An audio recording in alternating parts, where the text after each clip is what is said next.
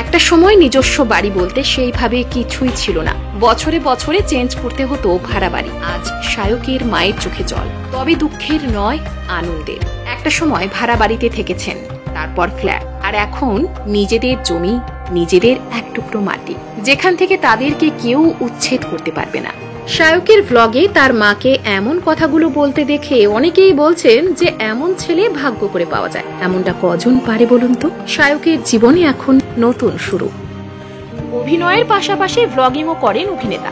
Social মিডিয়ায় ভীষণ জনপ্রিয় শায়ক চক্রবর্তী।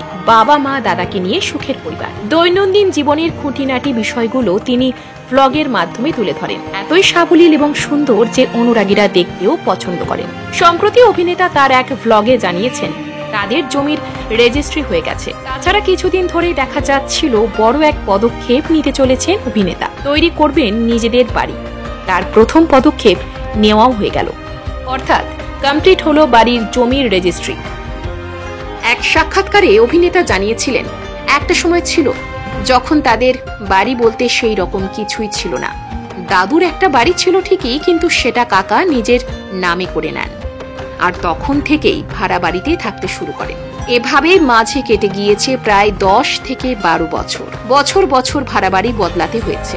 মহাপ্রভু শ্রী চৈতন্য এবং আমি সিরাজের বেগম, এই দুটি ধারাবাহিকে অভিনয় করে শায়ক যে পারিশ্রমিক পেয়েছিলেন সেই টাকা জমিয়ে রাখেন।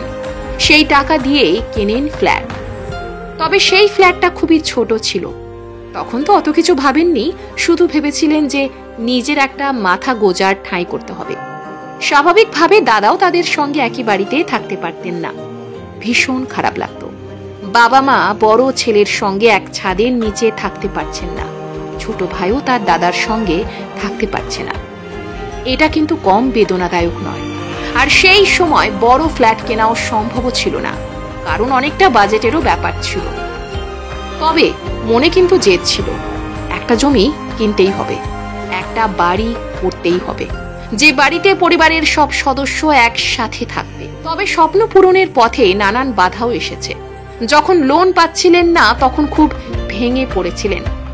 শেষমেশ সবকিছু ভালোভাবেই কাটল।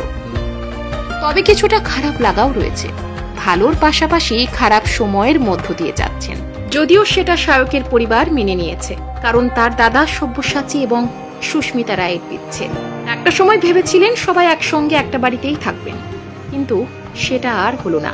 শায়ক মনে করেন জীবনে সবটা ভালো হবে তা তো নয়, খারাপটাও হয়। তবে সবটাই আমাদের গ্রহণ করতে জানতে হয়, কারণ সবটা নিয়েই আমাদের জীবন। আপনিও কি অভিনেতার সাথে সহমত? জানিয়ে ফেলুন কমেন্টে।